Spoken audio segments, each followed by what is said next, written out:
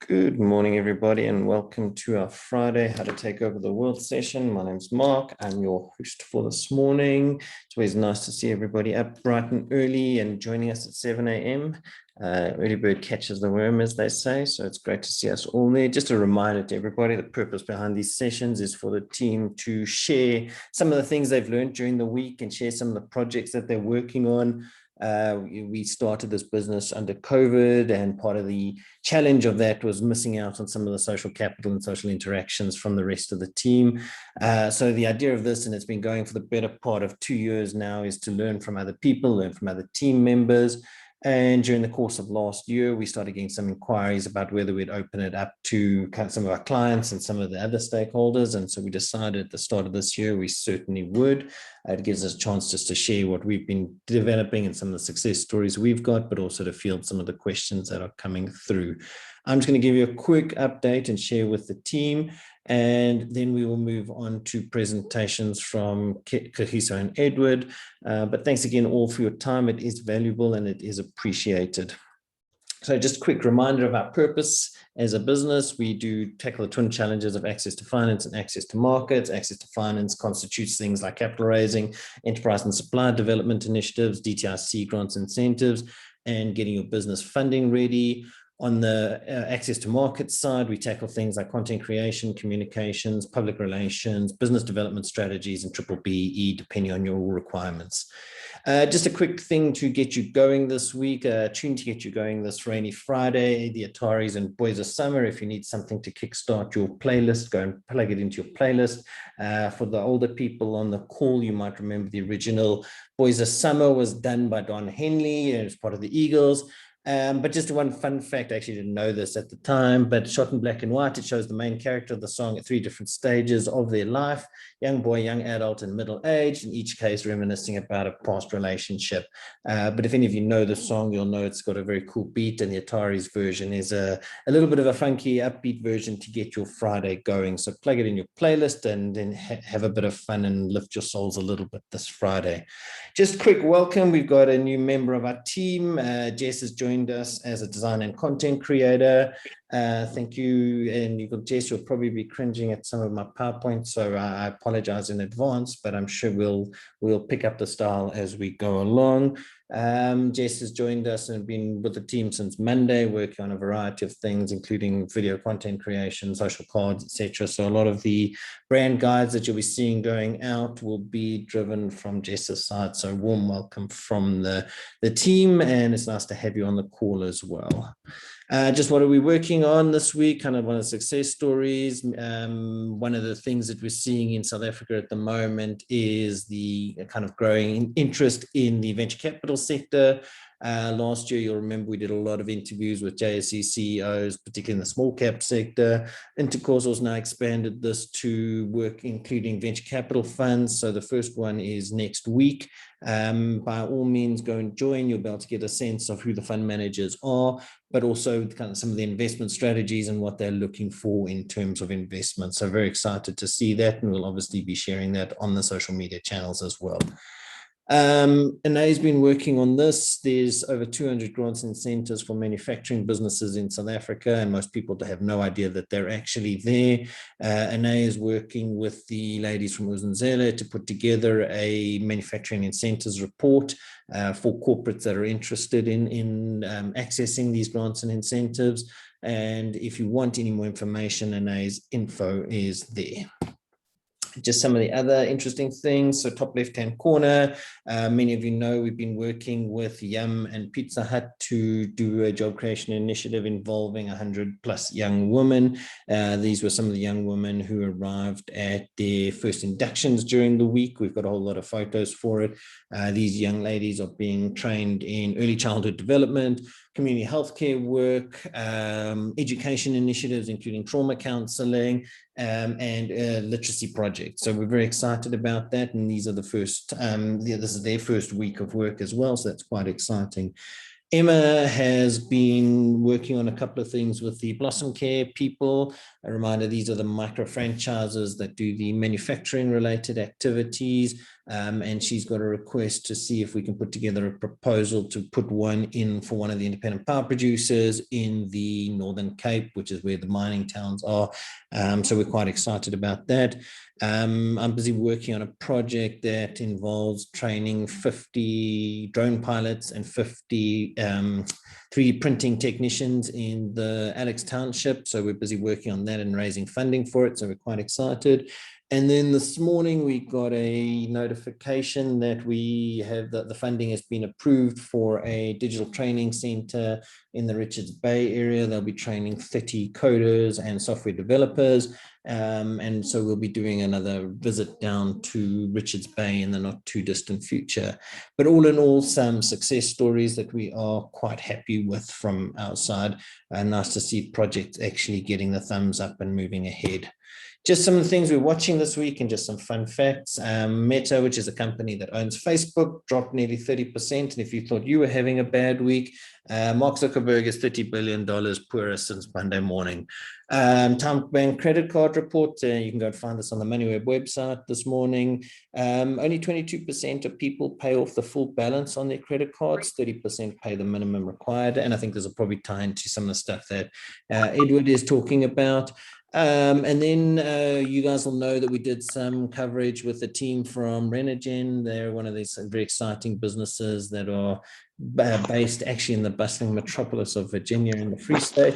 But they are out there going to, they've just signed a deal with the guys from Italtile and Ceramic Industries, and they are working on a couple of projects there where their technology is being adopted. So we're quite excited about that, and it's nice to see that project finally coming on board. And then just lastly, just because anybody who has got any debt at the moment, and again, it probably ties into Edward's presentation, global interest rates are rising. So before you make any decisions about growing your business or taking on more debt, just be aware that interest rates are rising, and that is something to be aware of. So I'm going to stop sharing at this point in time and hand over to KG, who is going to take us through his presentation for the week. KG, over to you. Thank you, Mark.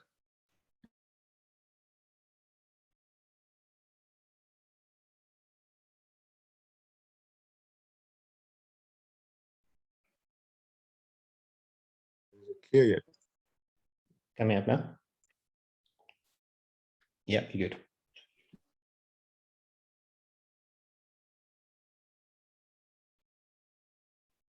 Oh, good morning, everyone. I am Kagiso Chuma from SME.Tax, and this morning I'll be talking to you guys about the tax incentives for learnership agreements in terms of Section 12H of the Income Tax Act.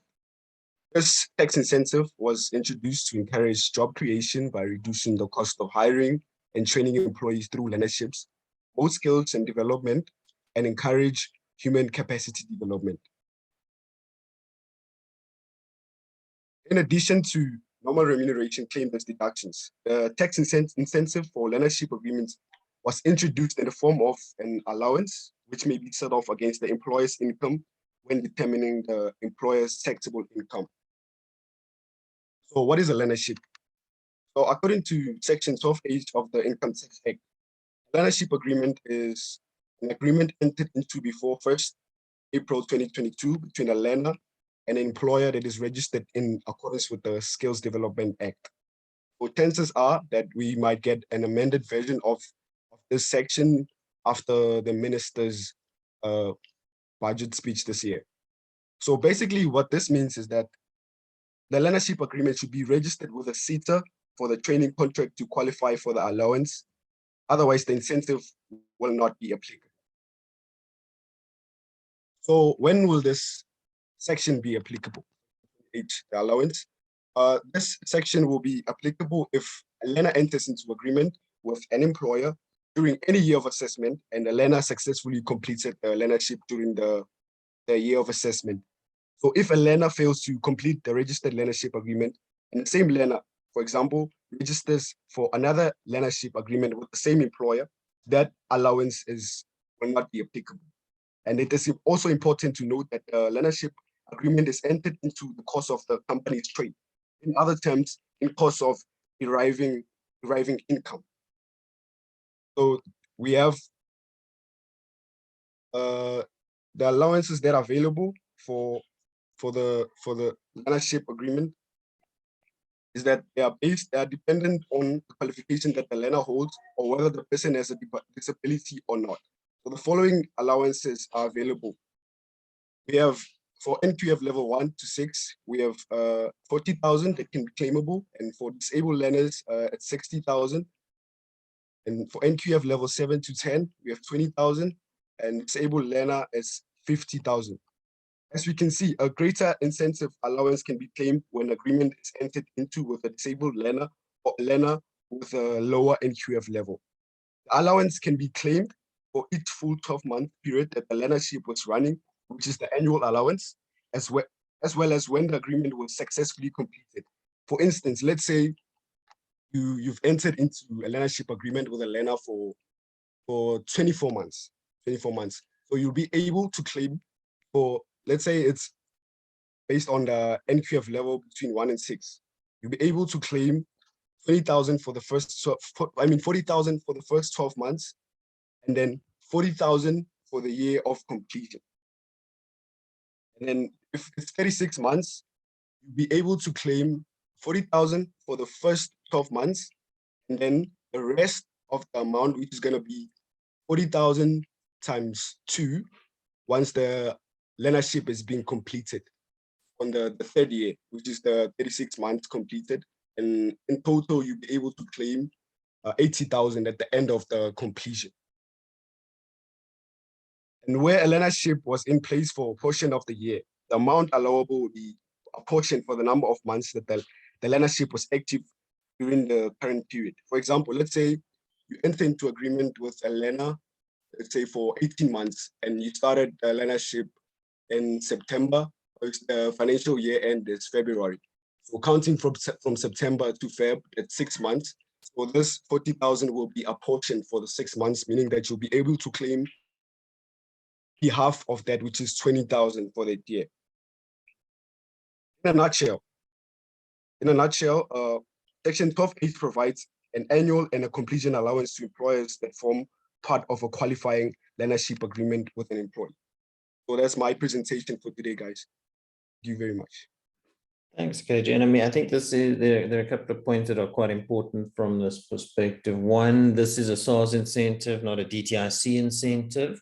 So remember that on your scorecard, you've got a couple of elements. You've got your skills element, but there's also this becomes part of the SARS part of the of your strategic planning, and remembering if you can reduce your cost of investing in your people, then this is an incentive that you should be aware of.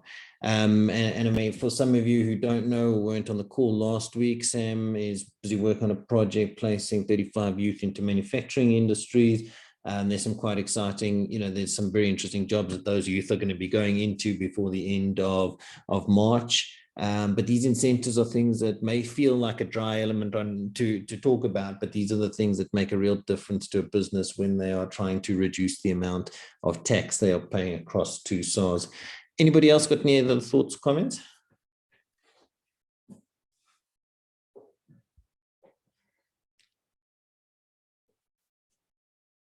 KG, I think you blew them away.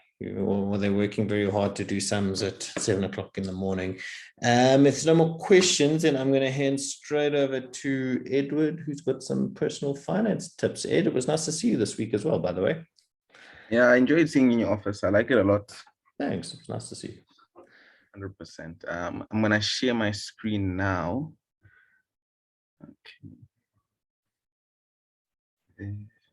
Okay, let me share that one because I might have to jump around.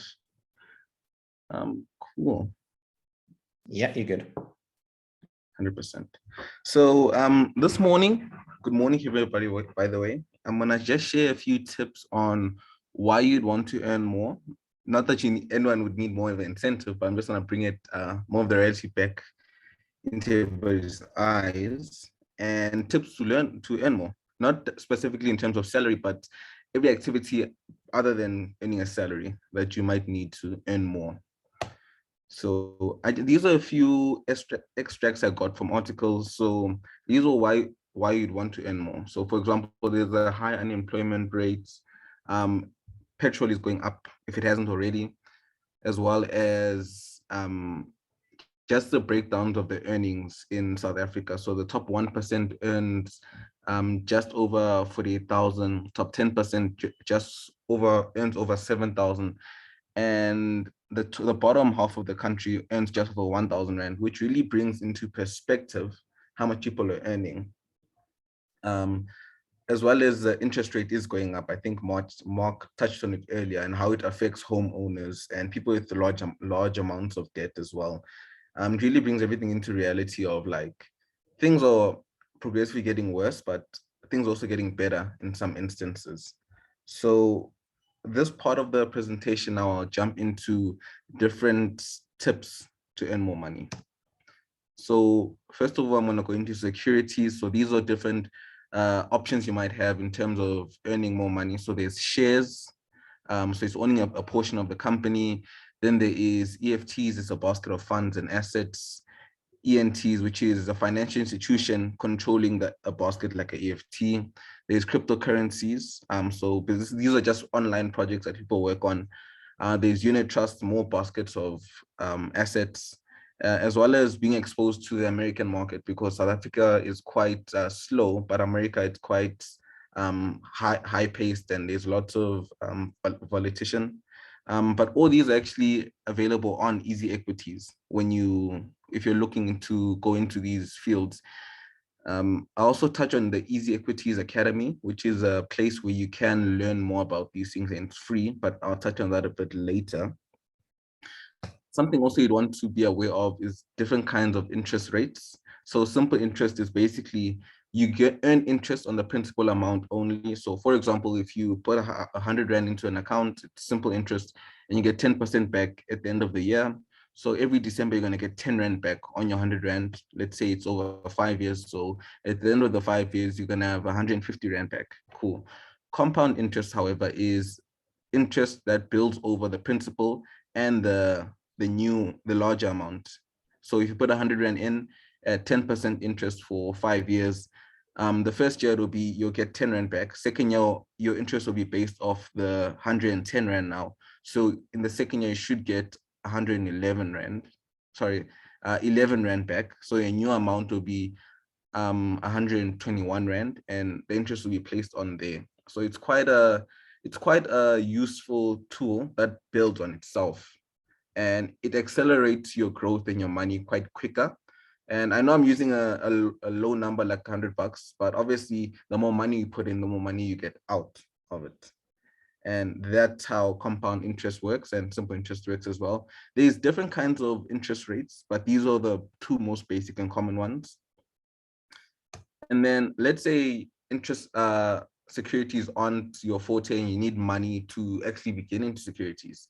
You can use freelance services that just put yourself more out there, especially if you've got like strong skills. So there's Fiverr, Upwork, and FlexJobs. These are all the same. They all work very similarly. So I'm gonna jump onto Fiverr and show you how it works. We can just escape this. Can everyone see this still? Yeah, you good? 100%. So on Fiverr, it works like this. There's people that do different things. There's video explainers, social media marketers, and you keep scrolling. Basically, if you've got strong skills in certain departments, Fiverr would be a very good place to start. So let's say we go to video explainer. It'll give you people and their rates. So these are the people that help you generate videos as well. So there's the rates. It's 560 Rand, 80 Rand, and an animator for 2D artwork, which is quite reasonable. So now let's say you want to do this. Let's say you're quite good at speaking on social media. We'll go back to the home page and say become a seller from our perspective. And they ask you, what's your skill set? Let's say we've got a nice voice and we like talking. So it'd be a voiceover artist. Start selling, you'd sign in here. I haven't signed in yet, but I've got friends who've done this. So you just sign in, They give you a rate and you describe your skills that you have. So let me just jump back to my presentation. Great. Besides that, if you wanna be a bit more hands-on and have a bit more control of how much you earn, you could start automated business or light effort businesses, as I call them. So for example, with Takealot, what happens is you can advertise your product there, people buy it, a courier guy comes and collects your products and ships them out to the people. So it's not as intense as your own delivery business, but it is lighter effort on your side that you could do as a side hustle. So Takealot works as a lot like Amazon as well. Facebook Marketplace is the same. So if you have a lot of items or products at home, you could list them on Facebook Marketplace and people could buy them and they could come to your premises to take them, or you could meet at a neutral point. As well as vending machines, you could put a vending machine at a place that you know has a lot of foot traffic and people would be thirsty, for example, like a salon or a barbershop as well. I think that's quite a smart idea, but you need a lot of vending machines to actually start making profits. Cool. And if you want to learn more about finance and how to earn more, there's lots of people online who do a lot of work for free. Like Mark in this call, he's actually very informative and posts a lot. Kushek on Twitter, I'm sure a lot of people know him. Naval on Twitter, Easy Equities Academy. Once again, as long as you have an Easy Equities account, the Easy Equities Academy is free. Lots of informative things there. Nicolette on social medias as well. MoneyWeb. So with MoneyWeb, I need to jump out again. They have a website that allows you to, I can't see it. Things in the way. But let me just search it again. MoneyWeb.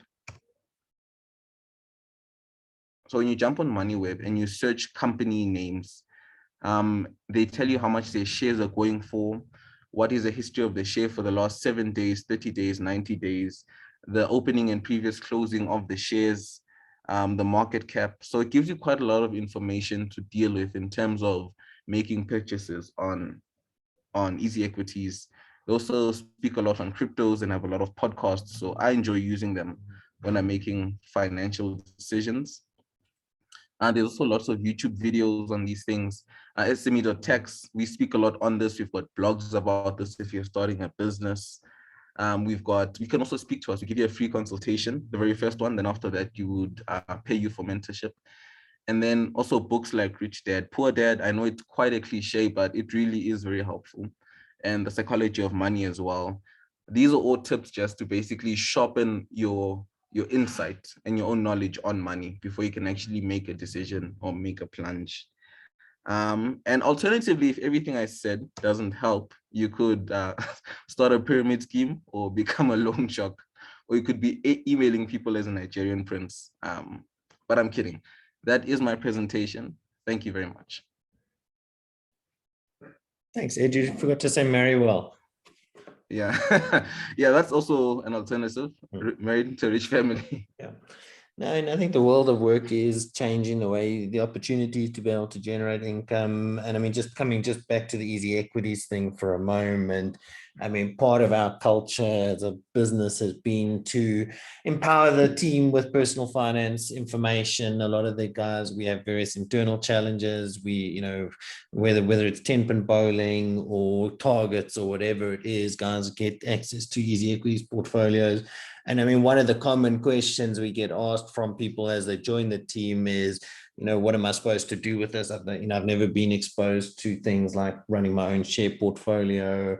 But the nice thing about the Easy Equities thing is you can pretty much invest in anything, whether you want to go and invest in Renogen because you heard that they're a good helium story in the, out of Virginia, whether you just want to look at exchange traded funds for the, for the stability and security that comes with it. You can go and invest in, at the moment, they're busy running things like buying a share in a Cape Town apartment. If that's your kind of interest, then absolutely go and do it. There's so many different ways. And I mean, we always encourage people, the more knowledge you have, the easier it is to take control of your finances. I think one of the biggest challenges that we have in South Africa is that we don't teach people basic personal finance to start with. And then we get to adulthood and we let credit cards run away with us, we let debt run away with us, we become slaves to salaries, and we don't end up having the opportunity to look after our financials. So absolutely agree with it. And I mean, I think the whole Fiverr trend, I've just posted it in the chat as well. The whole freelance economy is a big one, and either you go and sign up as a freelancer, or you can even invest in the Fiverr shares and kind of ride the trend as it changes. Any other comments from the team? Samantha, you're very quiet this morning. I was just unmuting myself, Mark. Okay. I just wanted to say, yeah, thank you, Edward and Kagiso. Yeah, it's a good learning on how to find other ways to make income. I also found that MoneyWeb very interesting, that you can go on MoneyWeb and find all the different shares online and find their like history and like what they look like even just this week and or 2 or 3 months ago. That was very interesting. Thank you, Edward. Yeah, they also give you a forecast on certain shares, which I also find very useful if you really know nothing and don't know how to read like charts and graphs and trends. That's also cool. Yeah, so I find it very useful. Yeah. Mark, yes, Samantha. would you go, let's say on MoneyWeb, Yep. and it's and like MoneyWeb said, let's say there's a company called Truffle Mayo, and they're like, listen, this company, we're expecting this company to grow exponentially in the next 2 years. Would you actually go and invest in it then? Like, would you take that calculator's advice? Because I know you worked at MoneyWeb, so yeah, I mean, so basically the way it works is what Edward's talking about is on the right-hand side, there's a thing that says broker recommendations, and it says like buy, hold, or sell. And basically what they do is every month, the various stockbrokers have to go and asset managers and those that are involved in it get pinged, and they need to just put in, what do they think is going to happen with these shares over a period of time. Obviously, it's subjective. It's not a guarantee. Everybody also said Facebook was going to the moon at the start of this week. So, I mean, you always take these things with a pinch of salt. They're not short-term recommendations, but they are kind of they base it on some fundamental decisions. So you are able to go and look at it and say, this is an interesting source of info. But I mean, it's also, and you will know it because of, when the whole point of that whole series that Intercausal was running was giving you a chance to meet the management teams of companies like ARB, Renogen, et cetera. So you get it's the nice thing about being partnered with us is that you do have the opportunity and access to people, which goes a long way in terms of helping these guys share their story, but you can also make a more informed decision about the people that you're putting your money with. Anybody else got any thoughts or Thanks, comments? Mark. Pleasure. Anyone else got any thoughts or comments? Last thoughts and comment. I think too little people also play around with their demo accounts on Easy Equities. Like if you don't feel comfortable investing in a company just yet with your own money, like play around with the idea of investing with them with fake money and see what your returns would be. So you can actually build confidence without having to lose or gain. And I think too little people actually use that tool on Easy Equities as well. Yeah, I mean, I saw a very good tweet this morning, and we'll see who catches it. But somebody said they kept trying to lodge a support query to see their demo money be transferred into their real accounts. But yeah, so you can basically sign up to Easy Equities, and you can go and play with a demo account, and you can try things and without ever risking any money. I mean, I kind of have a slightly different view in that I think the moment you put 10 Rand or 50 Rand or 50,000 Rand in, you're invested and you're interested. So for me, absolutely, they're both tools, but I think the moment you put the money down, it does mean that you're now an investor and you've kind of got over that hump. And irrespective of whether you make money on your first 10 or 15 or 50 Rand, you've got some skin in the game. Anybody else got any other comments?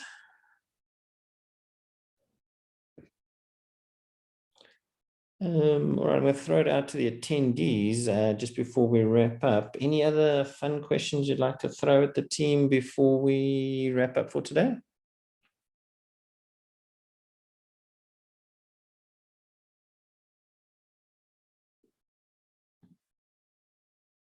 Looks like we're all going to have a very quiet Friday in terms of Q&A, so that's cool. So from my side, just a big thank you to everybody for making their time available. I think this was actually the best session in terms of registrations and attendees, so people getting up nice and bright and early.